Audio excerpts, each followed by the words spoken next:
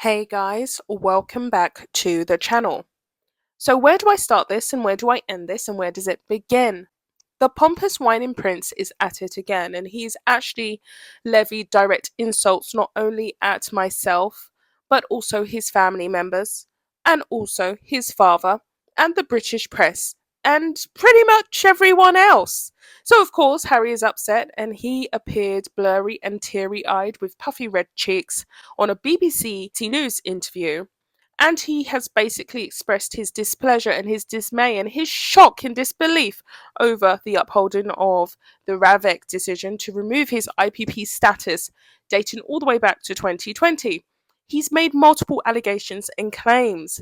He's essentially said that his father has had an influence in all of this, and the royal household has had an overall influence in all of this, in ensuring that he and Meghan essentially be brought to their knees and that they cannot coexist with this decision to have their security revoked. I was just as shocked as he is that he's still bleating on about something that's so obvious to everyone else, but incomprehensible for him and his Raggedy Rachel wife.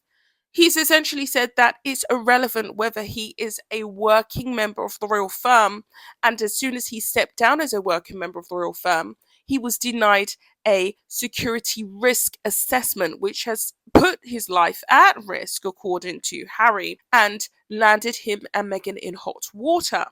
He also talked about his regrets, essentially, about writing that book Spare, and he referred to it as quote unquote that book. He didn't even say the title. What he basically said, and this is towards the ending of the interview in the last 2 to 3 minutes, if you scrub for it, he essentially said, I know a lot of my family members will not ever forgive me for writing that book. And we all know what he's talking about. He also goes on to tell the interviewer that he thinks it's ridiculous and preposterous, and it's the fault of the British press for being so avid in their coverage of Harry and Meghan's selfish, self-centered, self-serving decisions that he's in this position, this unfortunate position, and he's painted himself yet again as a victim. So to go through some of his statements, and there are many, he has 30 minutes full of statements. He said that the British press done a very good job in getting his security removed. He also goes on to say, I have seen constituents write to their local MPs saying that they don't want to pay for my security. At the time, they didn't want to pay for it. He also goes on to talk about how I was born into this position and the frenzy I created across social media after marrying my wife has been the reasoning that I'm in this unfortunate position today. And therefore, it should be obvious to all and sundry to see that I'm in dire need of security because I can't help who I am. He doesn't really make a logical connection between the fact that he's not a working member of the royal family anymore, and the interviewer, she done a very good job, said, don't you think that quite possibly it's because you're not a senior working member of the firm as to why your security risk has dropped from one of the highest to one of the lowest? He also went on to disclose the way in which he was perceived as at a high security threat, and he was only one peg beneath his grandmother, the late Queen Elizabeth, at the time in 2019. And therefore, he assumed that upon stepping down from his senior work in royal duties, he would maintain that precedence and he would maintain that importance, and the British taxpayers would be forced to continue to pay for his protection.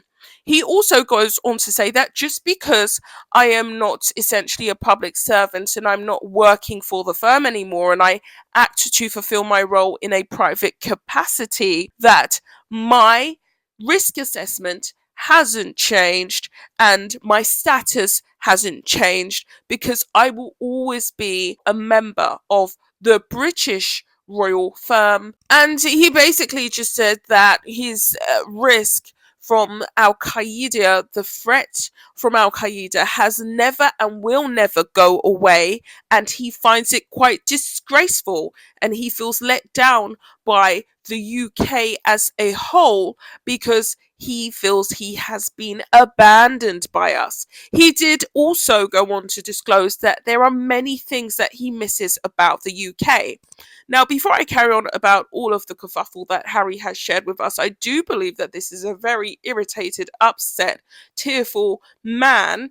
But in all of that, he fails to recognize that he himself put himself in this vulnerable position. No one told him to write a tell-all expose book, which I personally think that he's regretting now because it simply wasn't worth it, about the way in which he shot down his opposition and Taliban members like it was playing a game of chess. So he's put himself in a dire position. He also said that because he doesn't have his IPP status, unless he's actually formally invited by the royal family to visit the UK, he doesn't get the full-blown whack of British protection from the Metropolitan Police. He also said that private security that he pays for could never be as sufficient and as thorough as the Metropolitan Police protection that he was afforded the right to when he was a senior member of the working royal firm. And he essentially said that King Charles, rightfully so, amid his cancer diagnosis, simply refuses to talk to him at all, and they haven't been in communication for a long time. He doesn't mention the name of our beloved Prince and Princess of Wales, but we know he's talking about them when it comes to all of this. And he says that there's been many arguments, and this is simply what we're seeing in a public sphere, the result of what is he contains and describes as a family dispute. And you just think to yourself, what an idiot. Because the truth of the matter is, this has never been just a private family dispute. You took this to Oprah. You wrote that tell-all book. You called your mother-in-law the Wicked Witch from the West. You also went on via Omid Scooby during the Finding Freebies book, which you adamantly denied you haven't had involvement in, and then it later was disclosed that you did have involvement in the creative writing process. You went on to call your father, King Charles, a full-blown racist, along with your sister-in-law, Catherine. And you essentially then wanted to go back on that and backpedal when you saw the public backlash regarding that and say, oh no, I never called anybody a racist.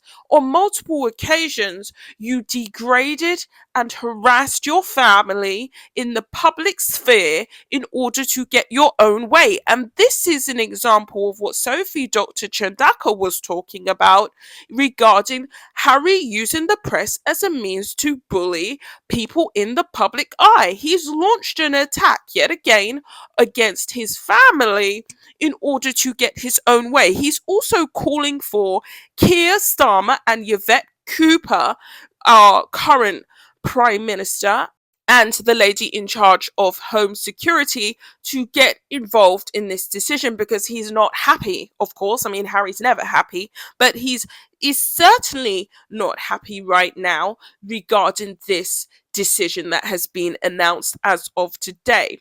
He looked quite upset also about the financial implications of this. We know that Meghan is not making any money. She's sitting around on a redundant podcast that's not even streaming or getting views, talking to people who are trying to make their name off of the back of her at this point, trying to enhance and promote their own agendas and brands, and she's just not getting any money. So everything is falling apart in Tinseltown, and of course it's getting rather expensive, and they simply cannot afford their private protection any longer. But it's all falling down. So before I run away with myself, there's so many other things that I could say about this interview. It was so long and there's so many points that I drew from it that I'm simply going to have to do a part 2. So he also talks about it being some kind of one-upmanship, and he says he's not angry directly at the decision. He's angry at the people behind the making of the decision. And he basically says if his family would just put aside their family dispute, because he's forgiven all of the wrongdoings that have been committed against himself, we're going way back to 2016, they could actually move forward and make some progress. And I thought that was quite a ridiculous statement to make, because he said it as if he was the one who was holding the cards. Does he not realize that he actually doesn't have any power in all of this? He's the one who should essentially be seeking their forgiveness.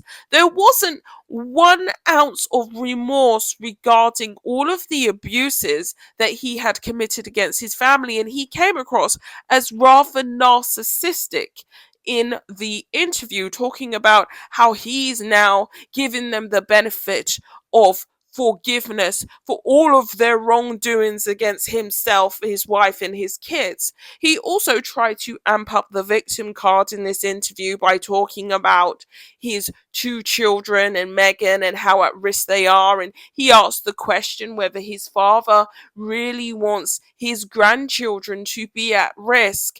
And he doesn't take any accountability for the fact that he was the one who wanted to leave the royal firm. He was the one who didn't want to fulfill his royal duties. He was the one who wrote the book and talked about how he took out Taliban members like a game of chess. He was the one who ran to Oprah and said unforgivable, unspeakable things that cause irreparable, irrevocable damage to his family's public image.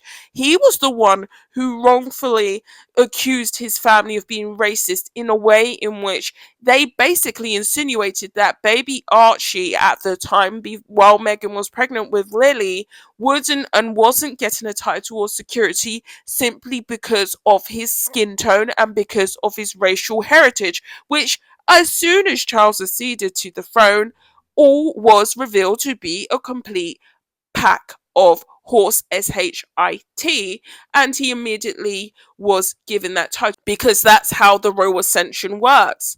The Queen Elizabeth II, of course, could not give Archie a title as she sat on the throne. He had to move up the line of succession, and that only happened upon her passing. Oh, there's so much that I can get into with this, and join me for part 2. I'll be back, guys.